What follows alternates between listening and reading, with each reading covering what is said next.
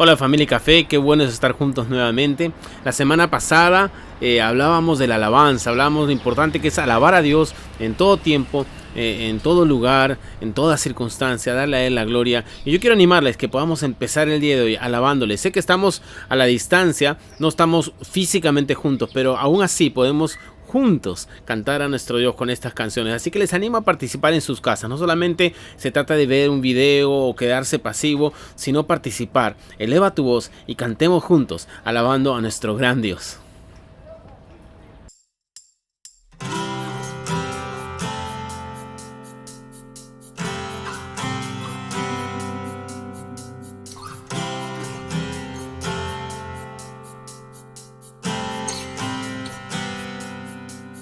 Roto estaba mi corazón, pero tu mano me rescató.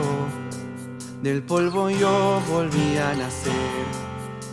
La salvación en ti encontré. Tu amor no puedo expresar. Te seguiré por la eternidad. En tu gracia caminaré. En libertad siempre viviré.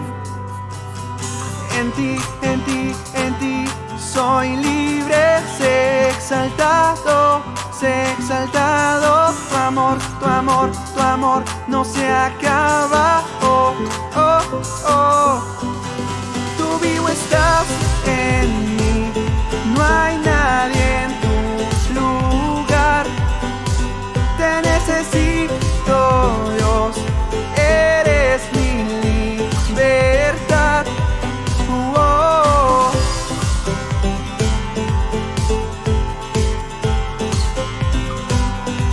Oh.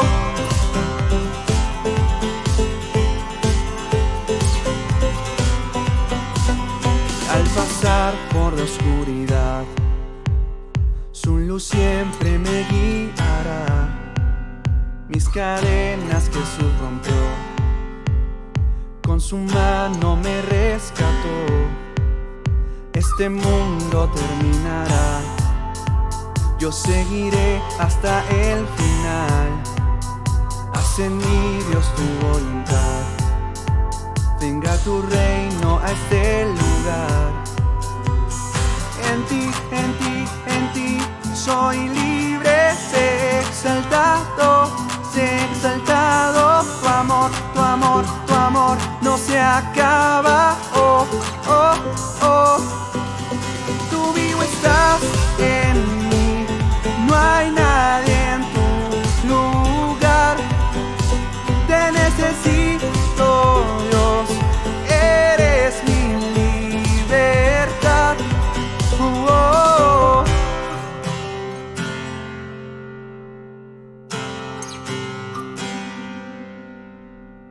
En ti soy libre, sé exaltado.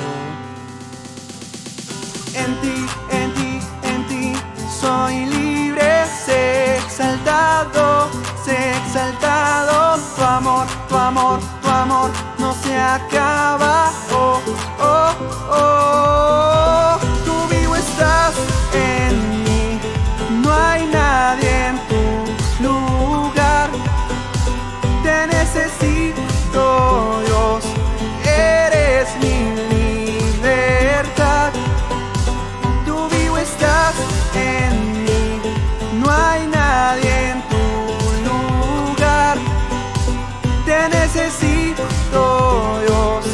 Eres mi libertad. Oh, oh.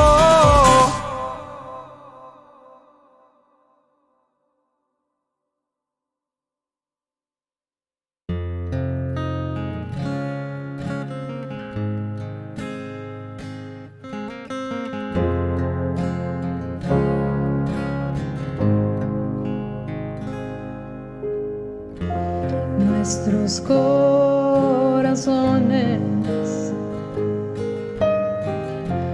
insaciables son hasta que conocen a su Salvador.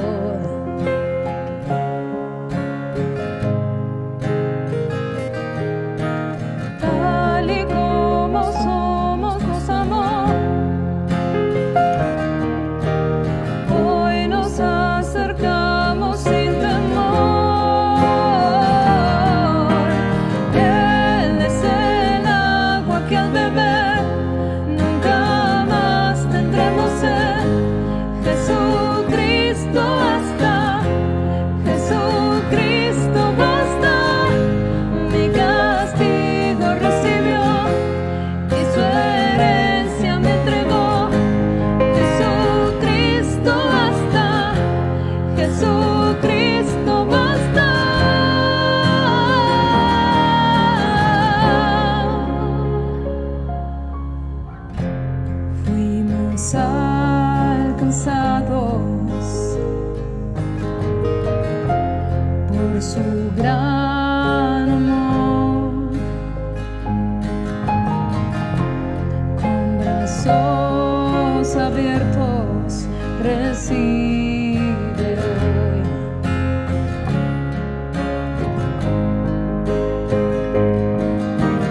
Tal y como somos, nos amó. Hoy nos acercamos sin temor. Él es el agua que al beber nunca más tendremos sed. Jesucristo basta, Jesucristo basta. Mi castigo recibió y su herencia me entregó. Jesucristo basta, Jesucristo basta.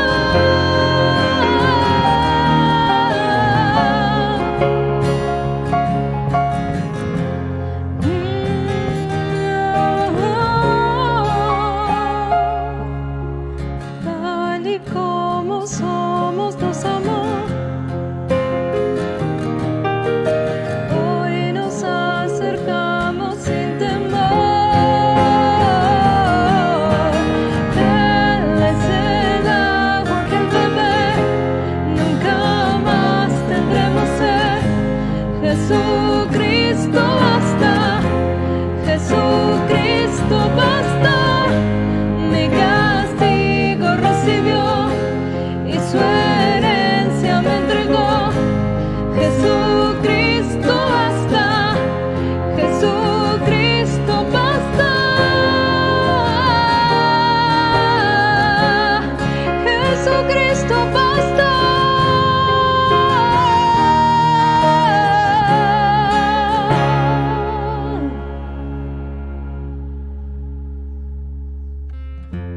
Ahora hay un futuro y esperanza fiel.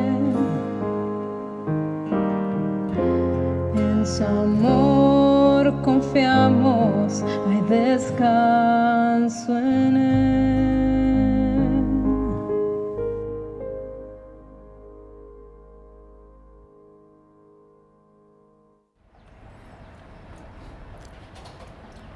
¿Cómo está, familia Café? Otra vez, qué bueno saludarles. Damos la bienvenida con mucho cariño a los que en primer lugar están viendo esta reunión por primera vez. Gracias por estar con nosotros. Esperamos, como siempre decimos, que pase el tiempo y podamos verles cara a cara, pero por ahora queremos que realmente disfruten cada momento de esta reunión, que sepan que hay muchas personas detrás de esas pantallas, detrás de esas computadoras, celulares, que están ansiosos de conocerles, y podemos hacerlo a través del Zoom, correo electrónico. Así que ponte en contacto con nosotros y nos encantaría conocer un poco más de cómo poder ayudar, cómo poder orar por ti. Y por supuesto saludamos a los que semana tras semana están siguiendo las reuniones, los cursos que tenemos también a lo largo de los días. En esta semana es un día particular porque tenemos nuestro tiempo de Santa Cena, de la Mesa del Señor, que vamos a participar en un momento. Pero en cuanto al mensaje, yo quise invitar a alguien especial para este día, que pueda compartir con nosotros la palabra. Así que le pedí a un buen amigo de café, alguien que ustedes conocen muy bien, muchos de ustedes conocen muy bien. Él es Alex San Pedro, de España, y le pedí que comparta un mensaje con nosotros. Así que me dijo no hay ningún problema, y tenemos un mensaje que él va a estar compartiendo con nosotros. Adelante con Alex San Pedro. ¿Cómo es Dios? ¿Cómo es Dios?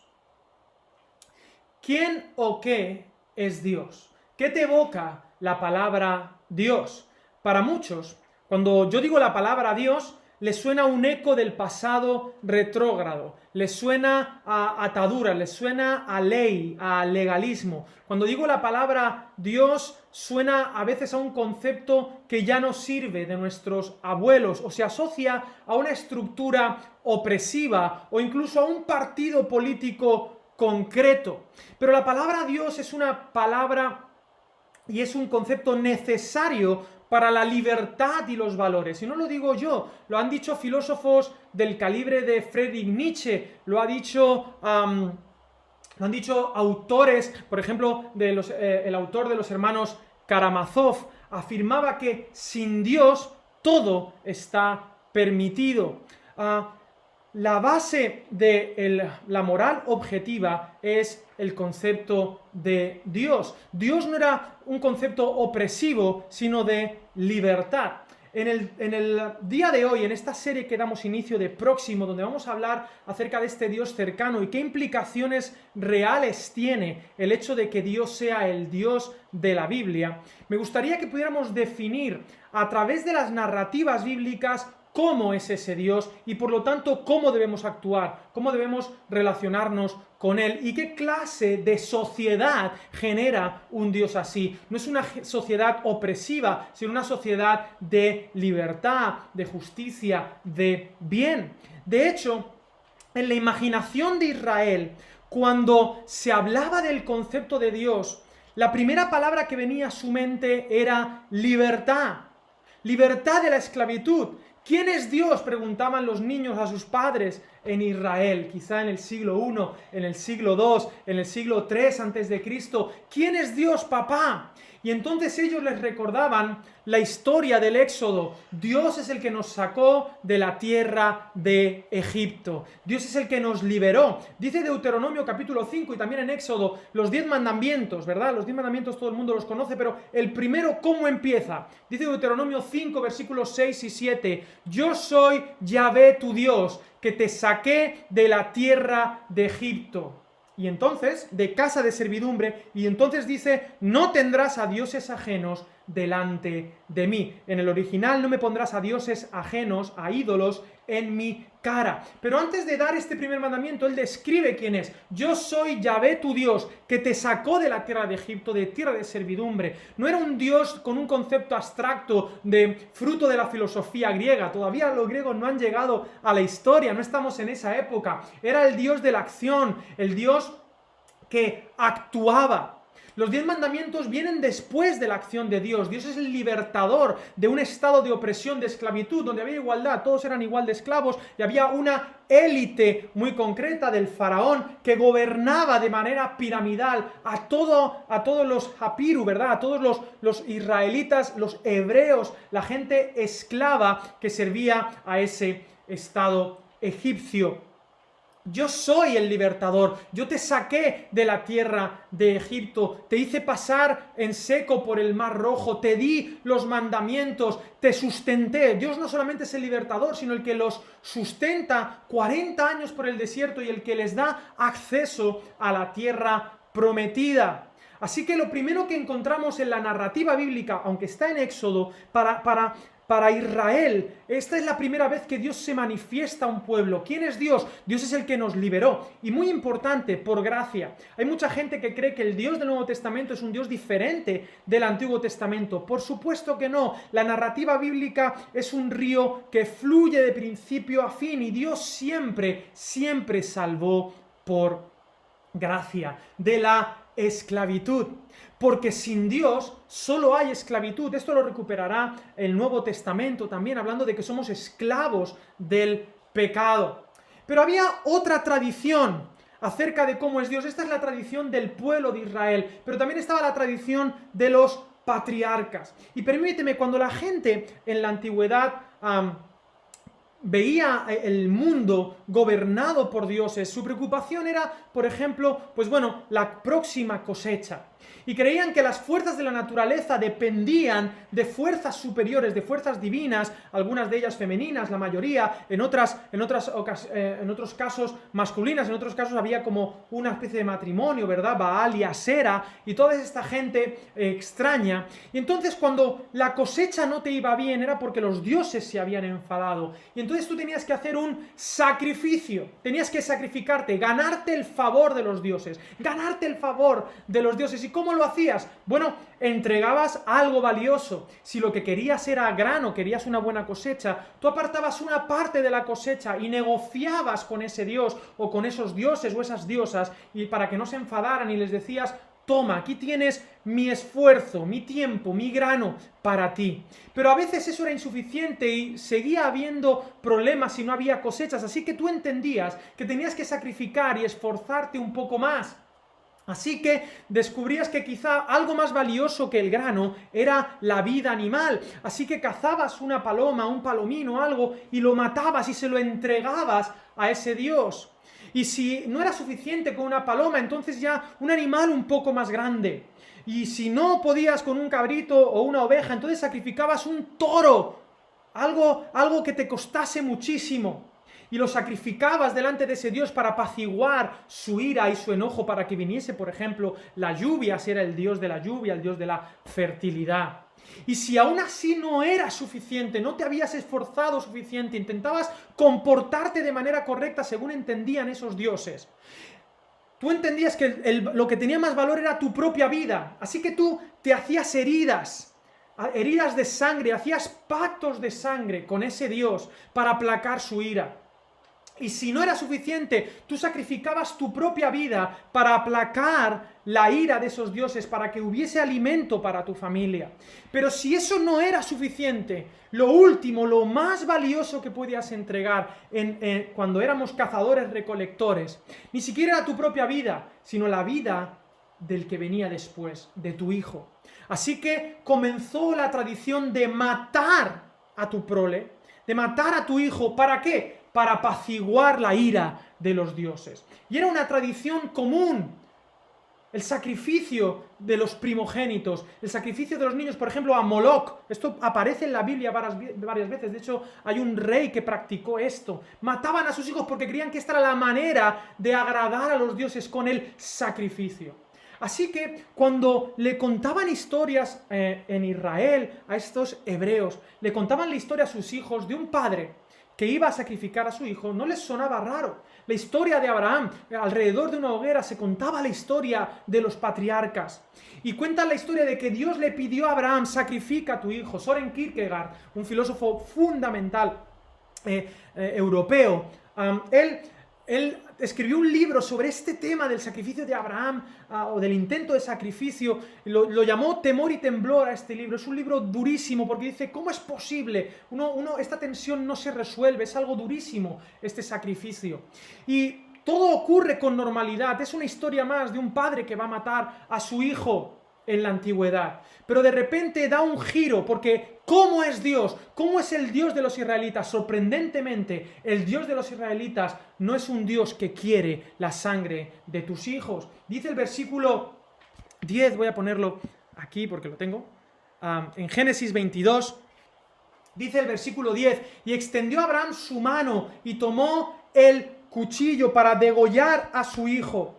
Entonces el ángel de Jehová le dio voces del cielo y dijo: Abraham, Abraham. Y él respondió: heme aquí. Y dijo: no extiendas tu mano sobre el muchacho ni le hagas nada, que ya conozco que temes a Dios, pues que no rehusaste tu hijo, tu único. Entonces alzó Abraham sus ojos y miró, y he aquí un carnero a sus espaldas, trabado en un zarzal por sus cuernos. Y fue Abraham y tomó el carnero y lo ofreció en holocausto en lugar de su hijo. Y llamó a Abraham el nombre de aquel lugar Yahvé Jireh, el Señor proveerá. Por tanto se dice hoy: en el monte de Jehová será provisto.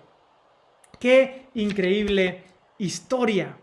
Resulta que Dios no demanda el sacrificio de Isaac, sino que en el último momento Él pide detener la mano, y es Él mismo el que va a ofrecer algo para Abraham. Es decir, en ese momento cambian las tornas de cómo es Dios. Ya el Dios no es el pedidor, el que exige sacrificio, sino que Él es el dador. Y esto es también un hilo rojo de la Escritura que apuntará a Cristo, apuntará a Dios mismo entregándose, porque nuestro Dios sí es soberano, es grande, es libertador, pero Él utiliza su poder para hacer el bien. Es el único rey de la historia que se arrodilla delante de sus súbditos. Y esto lo vemos en Levítico, vemos todo este tema de los sacrificios, van a apuntar a Jesús. Luego vendrán los jueces, los reyes y toda esta cuestión del templo que apuntará a un Dios que quiere estar siempre cerca de la gente, como en el tabernáculo, montar una tienda con su pueblo. Él siempre ha querido estar próximo. Y mirar, hablando de la cosecha, hablando del cultivo, permíteme hablar de la cultura. Toda cultura gira en torno a un culto, a un Dios. La gente secular, la gente que no tiene creencias, que no cree en Dios, en realidad también están adorando a dioses. Porque el ser humano esto es antropología básica 1.0, el ser humano es adorador. Y toda cultura gira en torno a un culto, incluso las culturas seculares. Hoy no es diferente. Giramos en torno a ritos, a liturgias. No, a mí no me gusta la liturgia, pues quiero decirte que tú tienes muchísimas liturgias, desde la ropa que supuestamente debes ponerte, el lenguaje que debes hablar. Voy a remarcar esto más adelante. Hay cantidad de liturgias en todas las sociedades, en todas las culturas, porque toda cultura gira en torno a un culto. La pregunta es, no si tienes o no tienes Dios, sino cómo es tu Dios. ¿Cómo es ese Dios al que tú, quizás sin saber, estás sirviendo? Hemos dejado a Dios como cultura, como civilización, y nos hemos aproximado a otros dioses. No tendrás a dioses ajenos delante de mí, dice el primer mandamiento, por alguna buena razón. Esa es la insistencia del Antiguo Testamento. Sois para mí, os he creado para mí, y yo soy el Dios de vosotros, de Abraham, de Isaac, de Jacob, he venido a rescataros, he dado mi vida por vosotros, para rescataros de la esclavitud de vuestro Egipto. Hablando de la cultura, ¿qué es esto? Bueno, Jordan Peterson, un psicólogo canadiense, él habla de que algo que no vemos nos protege de algo que no entendemos. La cultura es lo que nos protege de la naturaleza, ¿no? de ese lugar inhóspito, de ese caos al que estamos sumidos si no tenemos una sociedad, una cultura. La cultura en torno al culto, al Dios que sea, creemos que nos protege del caos. Cuando no tenemos esta estructura para entender el mundo, cuando no tenemos una estructura en torno a un Dios concreto, ese mundo conforma nuestros pensamientos y nos estructura. El caos puede con nosotros si simplemente buscamos cualquier idea barata y buenista que calme nuestras conciencias, intentando encontrar, si no tenemos al único Dios verdadero como eje central de nuestra vida, intentaremos encontrar en utopías políticas o poder personal o peor, colectivo, o en el eslogan de turno, la salvación. Hay un culto que aglutina y que articula la cultura. Y este culto, este nuevo Dios, o estos nuevos dioses que aparecen en el panteón, niegan cualquier estructura heredada en nombre de la libertad, la igualdad, o como los romanos, la tolerancia. Todos estos experimentos que no están de acuerdo con cómo es la vida en realidad, nos llevan al caos y a estructuras que no están de acuerdo con lo que realmente somos y tarde o temprano colapsan con graves consecuencias, también vitales. Decía Nietzsche a final del siglo XIX que cuando quitamos a Dios de la ecuación, esto lo decía Nietzsche, ojo, un poco ambivalente, un poco confuso lo que decía, pero tenía mucha razón, dice, cuidado porque cuando quitemos a Dios no habrá base moral y entonces puede que este siglo XX sea atroz y que se lleve la vida de muchas personas. Y fue profético. Estos experimentos que han girado en torno a otros dioses que no son el único Dios verdadero, han colapsado y han contado con millones y millones y cientos de millones de vidas, porque estas pandemias ideológicas han matado mucha más gente que cualquier enfermedad física, y por eso el siglo XX ha sido el más atroz de toda la historia, y porque esta moral racional que quiere independizarse de Dios con otros dioses, dijo Nietzsche, traería muchísimas muertes humanas. Me preocupa que hoy en día se intente blanquear estas ideologías que han colapsado. Una de ellas, que voy a hablaros de una peli, una de ellas colapsó en una generación y otra colapsó en 2 o 3 generaciones, pero querer blanquear ideologías que además nacieron con el puño en alto en contra de Dios, me parece que no es un buen negocio, al menos para los que somos el pueblo de Dios. Debemos centrarnos en nuestro Dios verdadero y alabarle y adorarle a Él, porque si no, alabaremos y adoraremos con nuestros actos y nuestras palabras y lo que comunicamos a otros dioses, a otras diosas, a otras ideologías. Así que cuidado, porque si no tenemos al único Dios verdadero como eje central de nuestra liturgia, de nuestro servicio, entonces generaremos culturas estereotipadas que, fijaros, es muy interesante, no reflexionan sobre su realidad.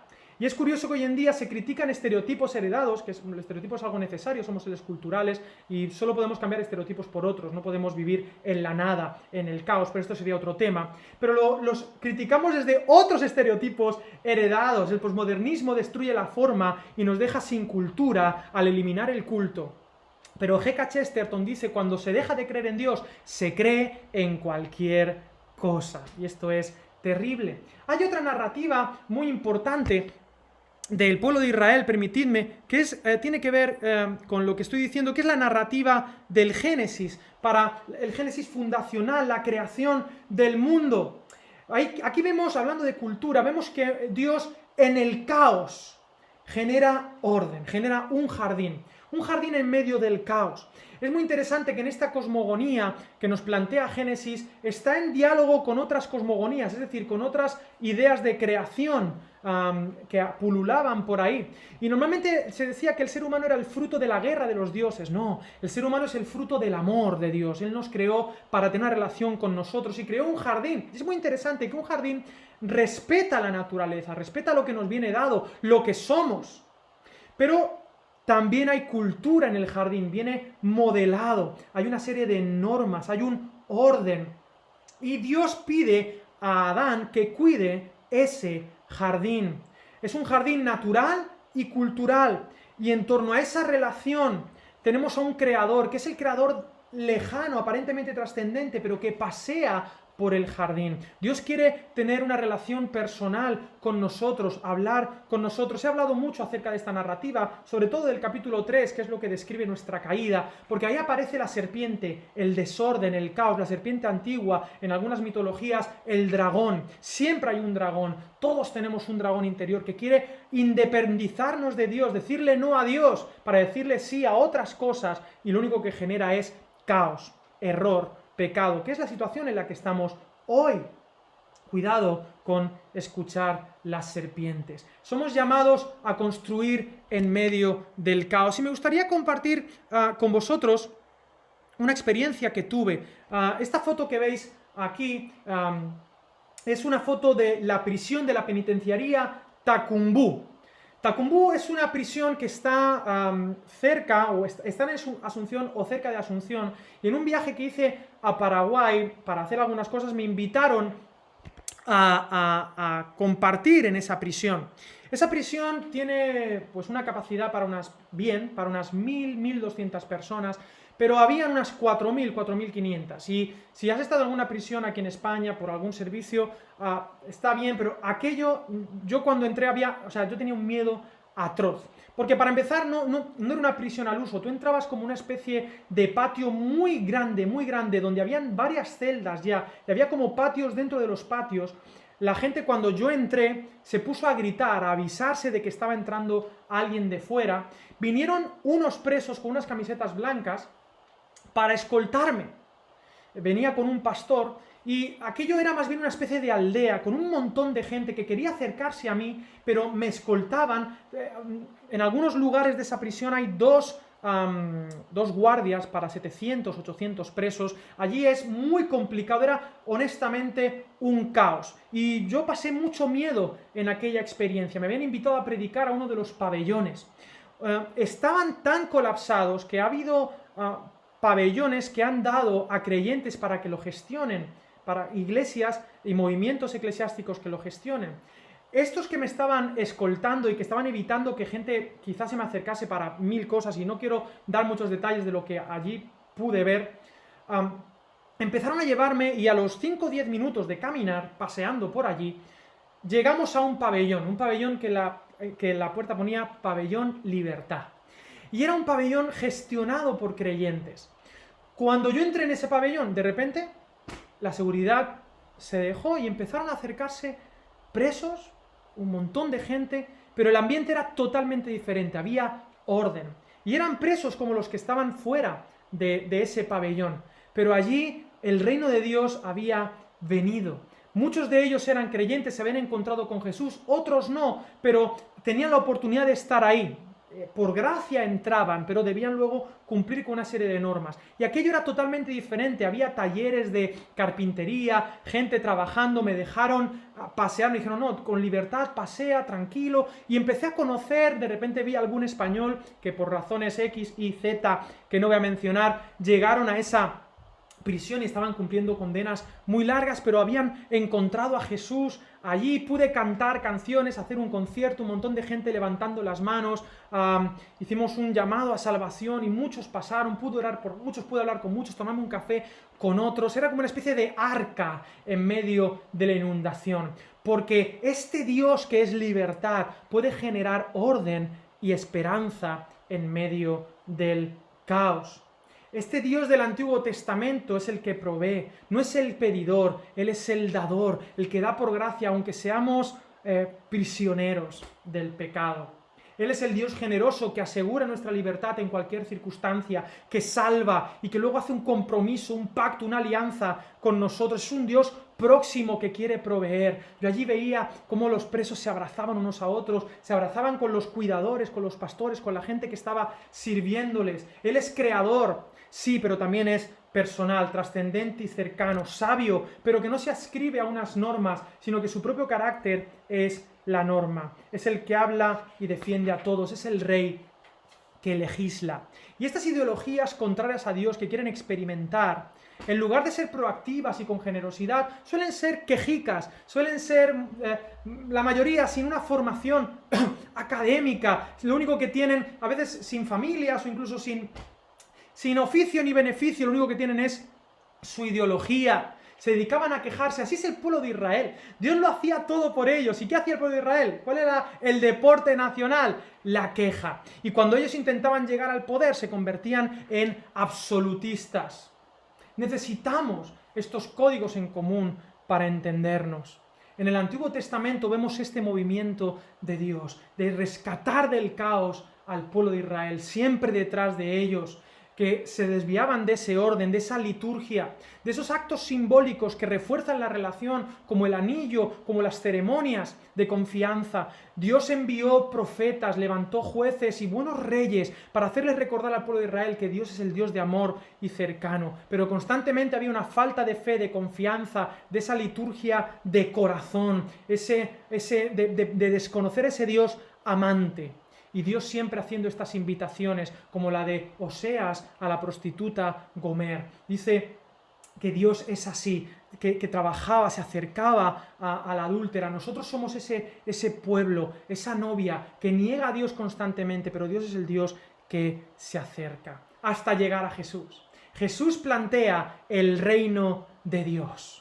Y eso le costó la vida. Hay que recordar que a Jesús lo mató el Estado junto con el poder religioso. El Estado romano, que era una especie de hipercapitalismo, aunque hoy se le llama de otra manera, donde una empresa, Roma, el Estado, gobernaba el Mare Nostrum, el Mediterráneo, el mar nuestro. Y Jesús creció en una aldea pequeñita de Nazaret y su padre trabajaba probablemente en la próxima Tiberíades, una ciudad que estaban construyendo en nombre del emperador Tiberio, ¿no? Y hay muchas ideas equivocadas acerca de cómo funcionaba la economía en el Imperio Romano en el siglo I, pero la realidad era que era muy centralizada y había, pues como en Egipto, un poder muy poderoso y luego el resto de la población. Y además muchos estudiosos actuales dicen que había un porcentaje muy alto de enfermedades mentales, porque un sistema caótico que no tiene un orden genera enfermedad mental, genera estrés, genera ansiedades, genera depresiones. Y es un mal negocio lo que estamos haciendo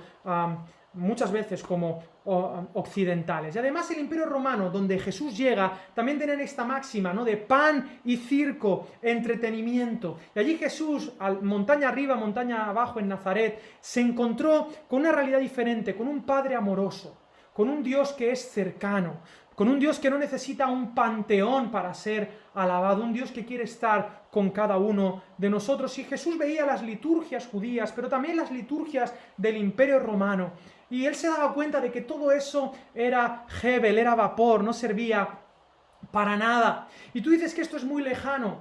que las liturgias, por ejemplo, de Levítico ya han quedado atrás, que esto es para una sociedad retrógrada, pero ¿sabes qué? Hoy el mundo tiene sus liturgias, tiene sus momentos de adoración. Nos acercamos religiosamente a la televisión o al móvil para escuchar la buena noticia, para escuchar las noticias, las redes sociales, la nueva verdad que nos podemos creer, los momentos religiosos, tenemos nuevas leyes de pureza, nuevas leyes de qué se puede decir, qué no se puede decir, lo políticamente correcto. Esto es más obsesivo que las leyes de Levítico, que buscaban la pureza y tenían unos requisitos muy concretos. Este neolenguaje. También hacemos peregrinaciones cada 4 años al santo voto, hacemos nuestro voto, criticamos a la gente, no es que estos quieren hacer, no, nosotros también hacemos esto porque si no, no eres un buen ciudadano. Cultivamos nuevas leyes y nuevas maneras de describir lo que significa ser humano. Se está redefiniendo la antropología, el ser humano como hombre y como mujer. La imagen de Dios en la tierra. Nos quieren imponer lo que significa la diversión y el trabajo, las horas que debes trabajar y si no es injusto y no sabes lo que es vivir, tus derechos totalmente arbitrarios que te da un ser que en realidad solo existe en nuestra imaginación, llamado Estado, el pago del diezmo, tanto que se critica a la iglesia, pero en realidad es mucho más que eso para ser salvo en la religión secular. Para tener no solamente el jubileo, sino la jubilación, porque si no, no eres un buen ciudadano. Consumo de noticias, sin mencionar las procesiones. Hacemos procesiones por aquellos dioses nuevos, hoy los llamamos manifestaciones, o el día de no sé qué cosa por el orgullo de no sé quién, pero no dejan de ser procesiones religiosas que pasean los nuevos dioses por el panteón y a los cuales alabamos como nuestros salvadores. Repito la frase de G.K. Chesterton, al que deberíamos leer mucho más y dejar de leer algunas cosas en Facebook. Cuando se deja de creer en Dios, se cree en cualquier cosa, y me gusta añadir, incluso en uno mismo, que es el peor Dios en el que puedes confiar. Y nunca es suficiente, vivimos en este agobio del deber y por eso vivimos en una sociedad enferma, una sociedad mentalmente limitada en medio de un caos, pero ojalá podamos poner el pabellón libertad y vivir de otra manera de acuerdo a Dios, adorando al único Dios verdadero, como lo hizo Abraham, como lo hizo el pueblo de Israel, como lo hizo Jesús, con ese Dios que es Abba. Nunca es suficiente los dioses siempre demandan más y más y más y más de nosotros y nunca dan lo que prometen. Solo Dios, el único Dios verdadero, se entregó a sí mismo. Porque si no, cae sobre nuestras espaldas algo imposible, salvarnos a nosotros mismos, construirnos a nosotros mismos, darnos forma. Porque lo que hemos heredado entonces no es válido, pero nos dejan huérfanos. Pero la buena noticia es que Dios es Abba, es Padre. Él es el Padre, el Dios que es bueno, cercano, defensor, ordenado, y que te dice te amo tal y como eres, no por cómo deberías ser. Y la adoración, nuestra liturgia, no es para ganarnos el favor de Dios o para aplacar la ira de Dios, sino porque Dios nos ama, porque en la narrativa de nuestra creación somos creados por amor. Y Dios quiere que disfrutes de la relación, del proceso. Tú no eres perfecto, pero a los ojos del que te ama lo eres, porque lo importante es la interacción de la relación. Este es mi Hijo amado, Él es un Dios próximo, cercano. Si no, esta generación nos deja sin sentido en el caos. Y esto es un experimento que ya ha demostrado que falla y va a volver a fallar. La sociedad colapsa generación tras generación y solo hay salvación en el arca de Dios. Y el que quiera experimentar, buena suerte. Además, normalmente los emperadores se llevaban la gloria. En el siglo II, la peste antonina, que dicen algunos que era sarampión, otros dicen que podía ser otra enfermedad, pero murieron millones de personas en la peste antonina en el siglo II, la primera que hay registrada, y el mérito se lo llevó el emperador Marco Aurelio, conocido como el filósofo. Pero en realidad sabemos por los historiadores, no necesariamente cristianos, que fueron los cristianos los que hicieron la diferencia. Porque mucha gente quiere hacer el bien, pero muy pocos se meten en la cárcel a montar un arca. Mucha gente queremos recibir, pero muy pocos vamos a hacer el bien. La Iglesia siempre ha estado a la vanguardia, en el nombre de Jesús, de la transformación, de la estructura, del orden en medio del caos. ¿Cómo debemos responder a ese Dios para poder vivir de acuerdo al amor que Él nos ha dado? Bueno, con un compromiso hacia Él, una confianza en Dios. Dice Hebreos capítulo 11, versículo 6, sin fe es imposible agradar a Dios. Y en Hechos 17, Esto es muy importante también. Sin fe es imposible agradar a Dios, es decir, sin confianza es imposible. Dios demanda de mí, confía en mí, fíate de mí, yo te convengo mejor, mucho más que los otros dioses, déjame acercarme. En Hechos 17, Pablo va a Atenas y aquello era un panteón de dioses. Conocéis la historia, os invito a la lectura, ya estoy terminando, así que por el tiempo no lo vamos a leer. Pero él se pone a predicar y dice, Él no está lejos, Él está cerca de cada uno de vosotros, en Él vivimos, nos movemos y somos. Os gusta la novedad, dice Pablo, pero esto no vale para nada, todo esto va a colapsar, ya seas epicúreo, seas estoico, tengas la filosofía, el ismo, la ideología que sea, todo eso no vale para absolutamente nada. El único Dios verdadero que ha resucitado, recordad que este es el gran mensaje y en Hechos 17 también lo dice claramente, acércate a ese Dios que ya está cerca de ti, alábale y adórale. Y ten como prioridad las liturgias que te acercan a Él, en alabanza, en oración, en adoración colectiva también. Me preocupa la gente que no se expresa delante de Dios, que no tiene una vida de oración. Me preocupo de mí mismo cuando dejo de cantarle o cuando nos reuníamos los domingos, cuando no cantamos. ¿Pero por qué no vamos a cantar? La gente canta en los estadios de fútbol, se expresan cantando canciones en pro de no sé qué ideología que creen que les va a salvar, proclamando ídolos de dioses y diosas que no valen para nada. ¿Por qué no puedo yo levantar la voz en alto y decir, Hosana, solo hay salvación en Jesús de Nazaret, Hosana, bendito el que viene en el nombre del Señor, Él es el único que puede salvarnos y rescatarnos, y todos los demás son dioses ajenos, son ídolos que Dios no quiere que pongamos en su cara? Tengamos esta conexión con Dios. La revelación última que se nos reveló fue la de Jesús en la cruz, ese Dios que accede a nuestro dolor, al epicentro de la meritocracia y la detona desde el núcleo. Él nos salvó.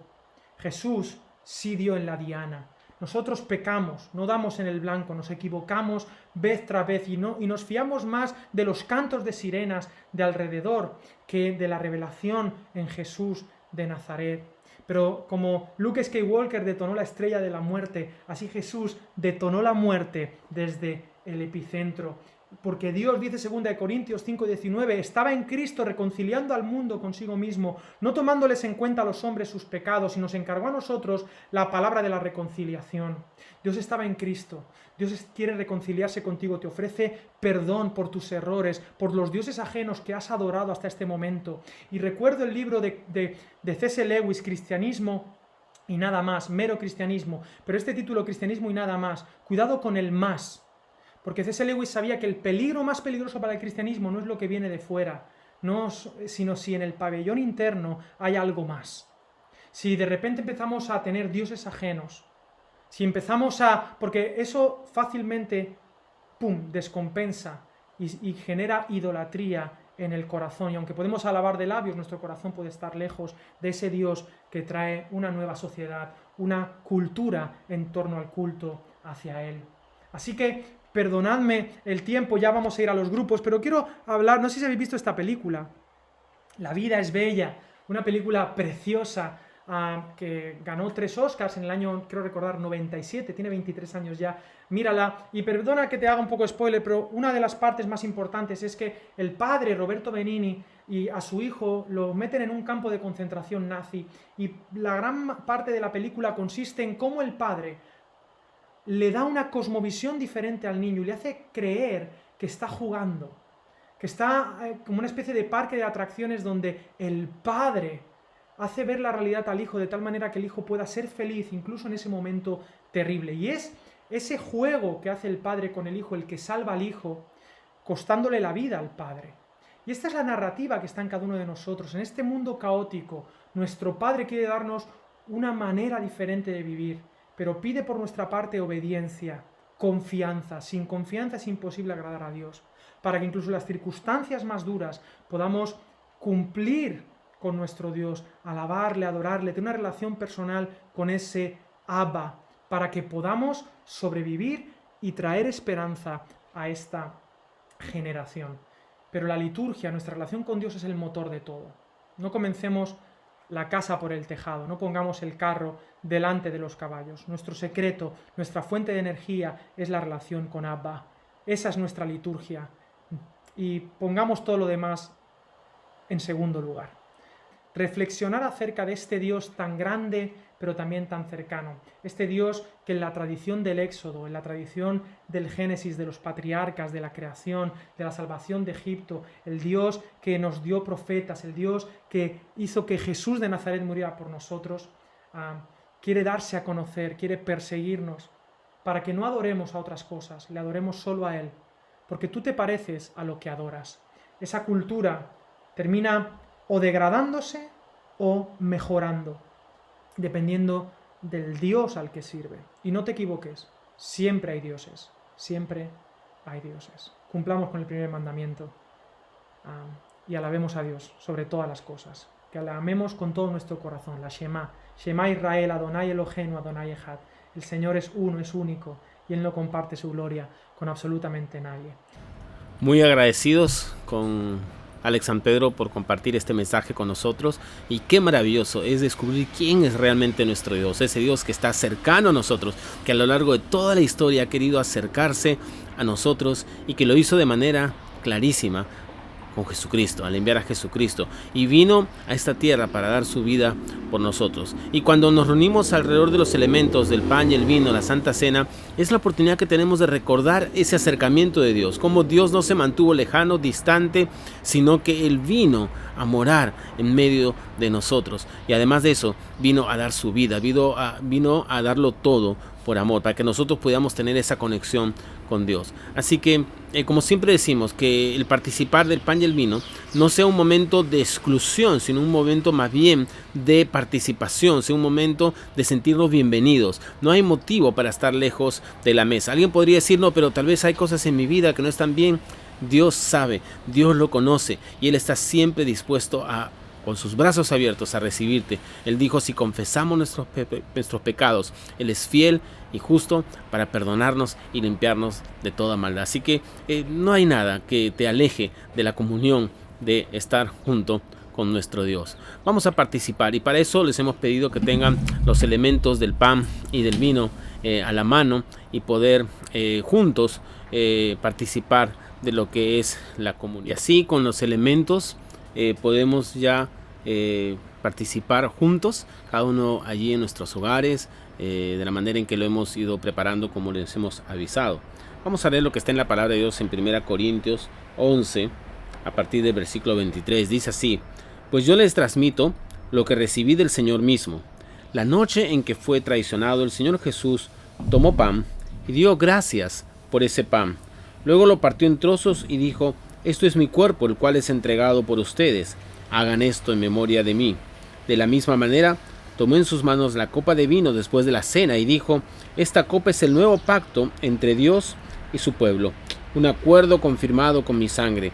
Hagan esto en memoria de mí todas las veces que la beban, pues cada vez que coman este pan y beban de esta copa, anuncian la muerte del Señor hasta que Él vuelva. Y como decíamos, cuando nosotros partimos el pan, recordamos la obra perfecta de Cristo, que entregó su cuerpo para ser molido por nosotros. Y cuando compartimos la copa, recordamos la sangre de Cristo, esa sangre maravillosa que nos perdona, nos limpia de todo pecado.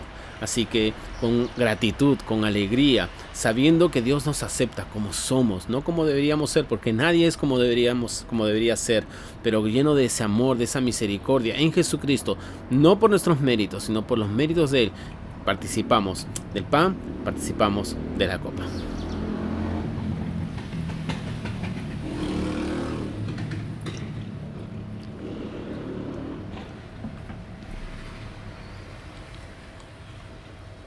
Vamos a tener una palabra de oración.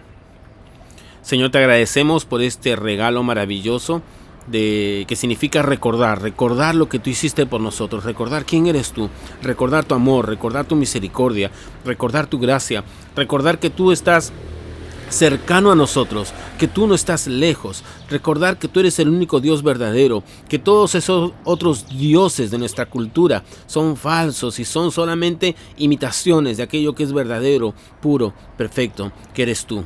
Por eso, Señor, a través del recordatorio de estos elementos, venimos agradecidos de saber que tú eres nuestro Dios, que no son nuestros méritos, es por pura gracia que ahora estamos contigo, cerca a ti, y que tú nos recibes y nos ves como tus hijos amados. y te damos a ti la gloria, la honra, y lo único que queda de nuestros labios es decirte a ti, Señor, aleluya, aleluya, la alabanza sea para ti, por todo lo que tú eres, por todo lo que tú has hecho. A ti sea la gloria, en el nombre de Jesús.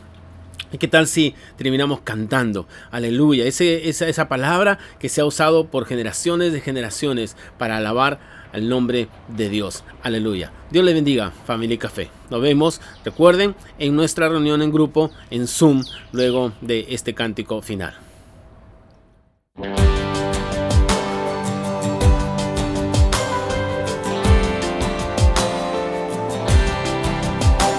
Jesús, la luz y el pan, la esperanza de la gente, el cordero inocente, el poder que abre el mar, príncipe de paz que pelea hasta la muerte, soberano, fiel y fuerte, en la cruz nos quiso amar, quien proclama libertad, que libera al prisionero, me perdona a mí primero y me devuelve al hogar. Su misericordia es nueva, su presencia es primavera.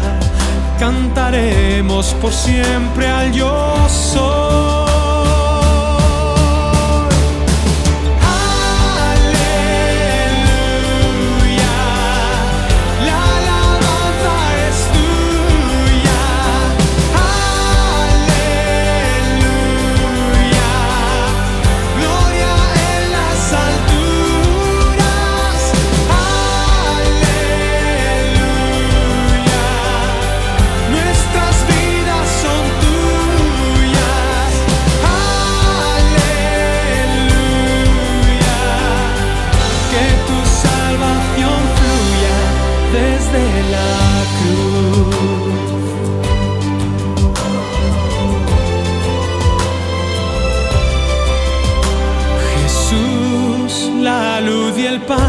La esperanza de la gente, el cordero inocente, el poder que abre el mar, príncipe de paz que pelea hasta la muerte, soberano, fiel y fuerte, en la cruz nos quiso amar, quien proclama libertad, quien libera al prisionero, me perdona a mí primero y me devuelve al hogar.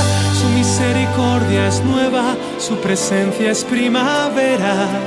Cantaremos por siempre al yo soy.